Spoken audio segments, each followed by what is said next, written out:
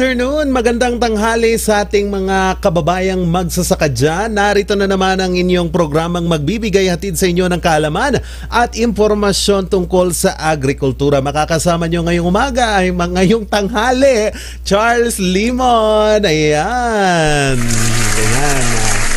Happy pananghalian sa ating mga magsasaka ngayon na nandyan. Ito'y Benguet. Yung mga magsasaka natin dyan sa Benguet.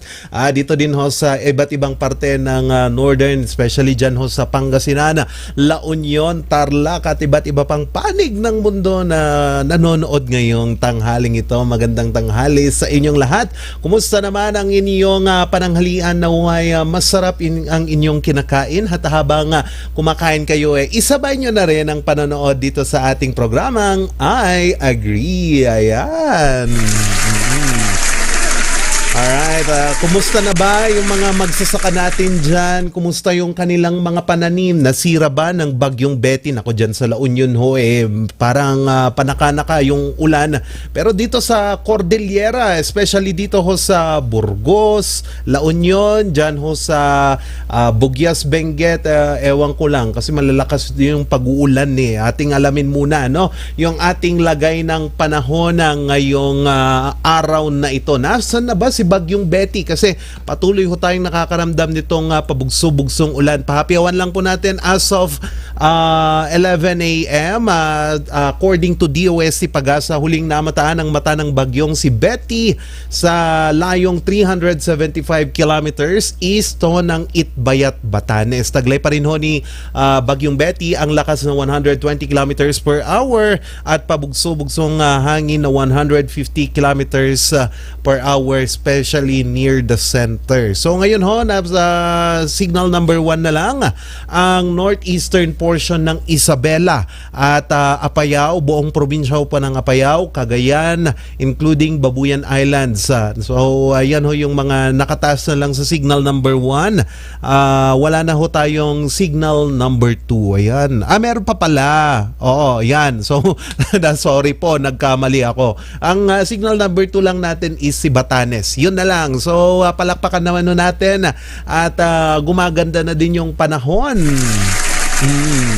Kasi balita ko dyan sa Cagayan, medyo humupa na daw yung epekto ni Typhoon Betty, pero pati dito sa Cordillera, hindi pa rin ho good news kasi napakaraming mga kalsadang nagsara ho dahil pa rin sa patuloy-tuloy na pag-uulan. And atin namang alamin kung ano yung naging report na ho ni Department of Agriculture, kung may naitala na bang sira sa ating mga pananim dito sa Cordillera. So far, ayon po sa report ng Department of Agriculture, kaninang alas 9 ng umaga, wala pa namang naitatalang crop damage, wala ding animal casualties at wala pang damage agri-infrastructure or farm production facilities so far dito ho sa Cordillera. So nag-aabang lang ho ang DRM unit ng Department of Agriculture para po sa karagdagang epekto nitong si Typhoon Betty or itong habagat na hinihila ni Typhoon Betty dito sa Cordillera. Yan, good news, good news. Alright, atin namang alamin yung iba't iba namang mga balita tungkol sa agrikultura. Para pa naman po sa mga iba't ibang mga magsasaka dyan na interested malaman, punta muna tayo sa international news. Kasi po yung USDA, sinabi po nila na as of the week ending May 25th, soybean and wheat export inspections are ahead of the respective paces need to meet projections for the current marketing year. So the 2022 to 2023 marketing year started June 1st, 2022 for wheat and September 1st, 2022 for beans, corns, and sorghum. So ito po kasing ginagawa nilang inspeksyon ay upang matiyak itong supply ng soybean or soya and pati na rin ho itong wheat kasi nga din naman itong Estados Unidos after na atakihin ng Russia itong bansang Ukraine, lumiit ho yung wheat production ng Ukraine. Unti-unti pa lang silang bumabangon because of Russia's attacks. Ang Estados Unidos po muna yung isa sa mga malalaking supplier ngayon ng wheat or flour na ginagamit natin sa paggawa ng tinapay, sa iba't ibang mga produkto, and especially soybean. Ang alam lang natin kasi sa soybean is pwede siyang gawing tokwa. Well, in that case, hindi lang ho yun yung benefit ng soybean. Kasi yung soybean oil, pwede rin ho siyang pamalit sa mga gustong maging vegetarian na ayaw kumain ng mga unhealthy fats. Nako, pwede po sa inyo ang soya oil and soya milk as well. Diba? Napakaraming biyaya ang soybean sa atin. And balik naman ho tayo dito sa Pilipinas. Meron itong isang panukalang batas ngayon dyan ho sa Kongreso kung saan ano ang magiging pakinabang ng ating mga magsasaka dito. So ito po, pakinggan nyo.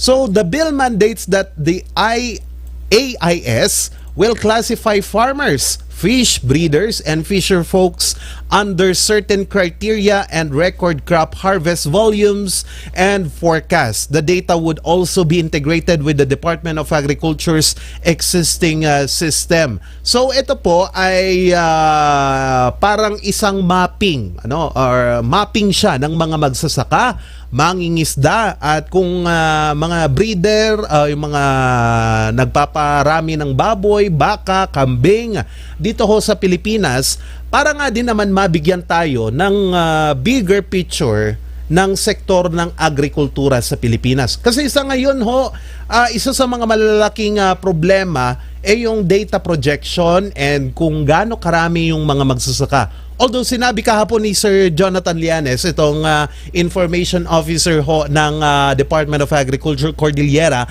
meron ng sistema itong Department of Agriculture to check yung population ng ating mga magsasaka, kung gaano karami yung mga magsasaka dito sa bayang to by registering themselves sa mga kooperatiba or mga grupo directly sa Department of Agriculture. Now, ito, mas maganda kasi makikita natin yung bilang ng mga magsasaka and also yung kanilang output. Kasi kung minsan nagkakaproblema tayo, pagka-harvest ni farmer, yung monitoring ng kung gaano karami yung naging bunga or nakuha nating mga let's say yield ng rice, gaganon, 'di ba? Kung minsan hindi yun eksakto meron at merong nami-miss out. Ang Department of Agriculture merong margin of error kung minsan sa production na sa data recording ng mga iba't ibang mga tanim na gulay or mga harvest na gulay, 'di ba? So with this bill, ang gagawin ho niya, mo-monitor niya din kung gaano ba karami yung naani mong mais. Ikaw, gaano karami yung naani mong palay for us to be responsive and maging critical sa pagbibigay ng iba't ibang tulong. Kasi kung minsan hindi sakto yung forecast or it's either mayroong maliit na margin of error. Now with this bill, makikita ho natin kung sino yung mga talagang mangingisda, yung mga nagtatanim ng palay, mais at samot-sari pa, 'di ba? So it will give us a bigger picture.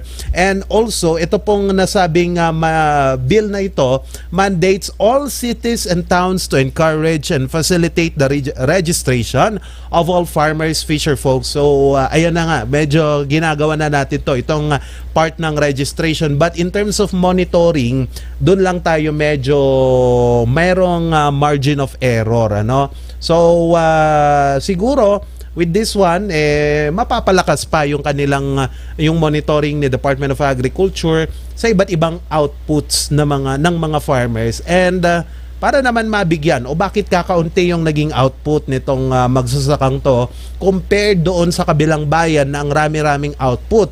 And papasok na dyan yung iba't ibang solusyon. For us to solve a problem, we need to identify the problem. Manood lang ho kayo ng ating programang I Agree. Next naman nating pag-uusapan ay itong Department of Agriculture to partner with private sector. Isa po itong malaking mall corporation dito sa ating bansa to build more urban agri-sites nationwide. Kasi nga din naman, yung ilang urban areas, malaki yung potential na kahit magtanim ka lang dyan ng ilang gulay, malaking tulong na din yan sa ating food security. So, ano bang gagawin ng Department of Agriculture at nasabing mall corporation? So, ito nga po ay pagtugon ng Department of Agriculture sa hiling ni President Ferdinand Marcos Jr. Na mapalakas itong food security sa ating bansa. So, in a shared pursuit towards the development of more urban agriculture areas in the Philippines, the Department of Agriculture signed a memorandum of agreement with the SM Supermall and SM Foundations Incorporated on May 29.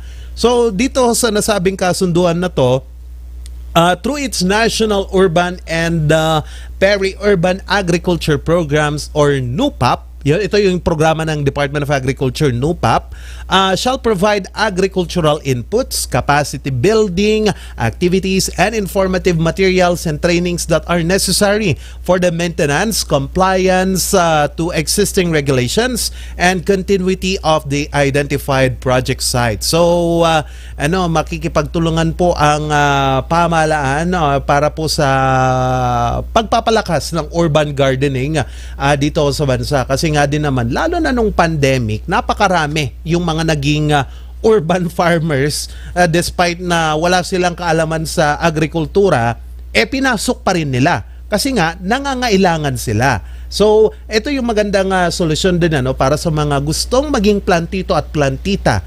Pwede po yan itong programang to ng Department of Agriculture. Hindi ko lang alam kung anong areas yung kanilang itatakal dito sa ating bansa. Kasi nga din naman, for example, Baguio City, meron na tayong urban gardening.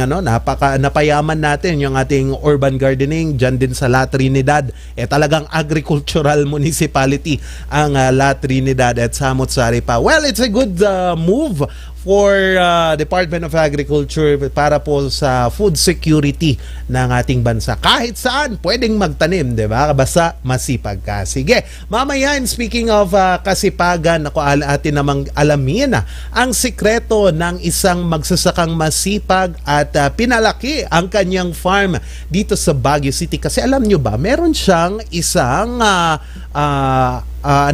pool ng tilapia. Pwede siyang nagbe-breed siya ng tilapia, hito at iba't iba pa. Atingin niyang alamin sa pagbabalik ng I Agree.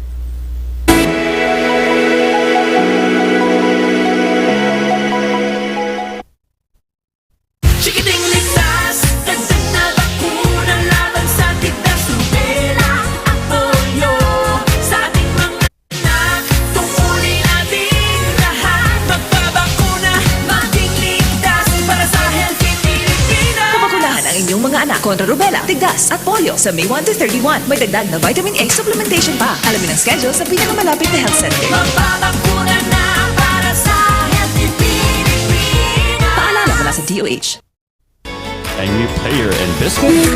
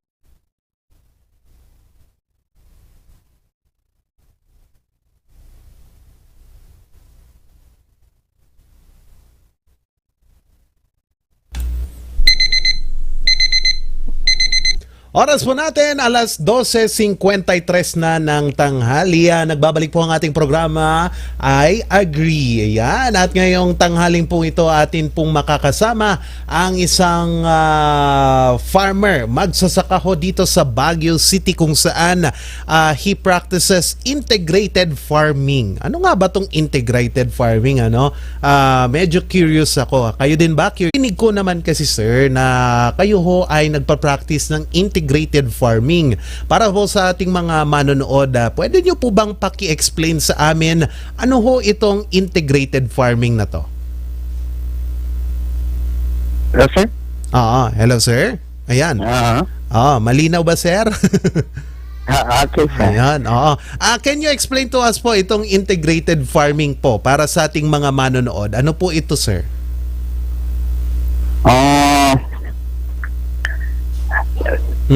Kung mag-alaga po ng mga livestock, katulad ng mga manok, at yun din po ang magagamit natin sa pampataba sa lupa. So bali lahat ng ginagamit mo sa pagsasaka dyan sa farm mo, galing din sa farm? Opo, sir. And when we say integrated, magkakaiba yung inyong inaalagaan. Tama po ba? Opo, sir. Dyan po ba sa farm nyo, curious kami, ano po ba yung mga matatagpuan dyan sa inyong farm, sir? May mga alaga po akong mga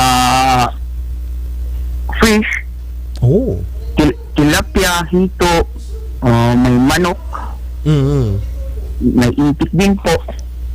Oo. So, all in one na. Opo, sir. Kumpara po sa iba't ibang farming system, ano naman po yung advantage nitong integrated farming sa inyo? Ano po yung naitutulong ng integrated farming sa inyo, sa inyong pamumuhay, sa inyong pagsasaka, and sa iba't ibang aspeto na din ho ng inyong buhay, sir? Okay na po, malaki po ang tulong. Siyempre, yung pang-financial na dagdag kita na rin. Ano pa po, sir? May additional income. Saka po sa pag-alaga ng mga manok din, maganda rin po yung tulong niya dun sa pangpataba ng lupa, lalo na pag laging natataniman, medyo yung mga protein ng mga lupa parang nawawala po. So hindi ka na bumibili ng chicken dung, instead yung ipot na lang ng manok yung ginagamit mo, naalaga mo dyan? Opo, sir. Oo. Magkano ba ngayon ang chicken dung, sir, sa merkado kung titignan lang natin? Kasi sa'yo libre. Opo. Medyo mahal na rin yata ngayon, sir. Tagal na po kasi ako hindi bumibili, sir. Oo. Kaya hindi ako updated doon sa mga presyo ng chicken dung ngayon, sir. Ganun pala yun, sir. Oo. Yung mga pinapakain mo naman dyan sa mga itik mo, saan naman galing, sir? Yung mga nag-linisan ko po ng mga gulay, ginagrind ko po yun, hinahalo ko, ginadagdagan ko lang po ng konting feeds para masustansya pa. So added nutrients na din yan, sir. So hindi ka na namomblema kung saan mo itatambak itong pinagtabasan mo ng gulay, sir? Opo, sir. Pwedeng kainin ng mga isda, manok, itik, yung mga leftover ng mga gulay ko po, sir. Okay. Maganda po yan, para naman ho sa ating mga nangangarap na mga magsasakang or mga gustong magtayo ng integrated farm, katanungan lang ho, ano po ba yung mga kailangan dyan? Siyempre, mamumunan po ng pagbili po ng mga alaga. Tapos, kung may space na lupa, pwedeng magtanim-tanim, mag-alaga, ganun. Para mai-rotate yung mga kuan, di rin sayang yung mga leftover pag naglilinis ka ng gulay. Mhm. Siya pa yung kakainin nila. Oo. Napakadaming trabaho niyan, sir. So kailangan ba ng pagsisikap at pagsisikap at tiyaga diyan? Ayaw naman po, sir, importante yan. Pag may tiyaga, ayan. No. Talagang tiyaga lang po, tsaka talagang sipag. Oo, sabi nga nila kapag may tiyaga, may what-what. Sa Bali. Okay. Sige sir, at least na-inform nyo po kami dyan ho sa inyong farm. Kung di ako nagkakamali dyan sa anong barangay na ulit yan, sir? Gibraltar po ba? Ay, hindi po. Dito po sa Purukwan, Mines View po, sir. Mines View, ayun. Ayun, naalala ko na yung pababa dyan. With that, Sir Caluza, maraming salamat po sa inyong pagbibigay impormasyon dito sa ating programa. Okay po, sir. Maraming salamat din po. Alright. Palakpakan naman natin si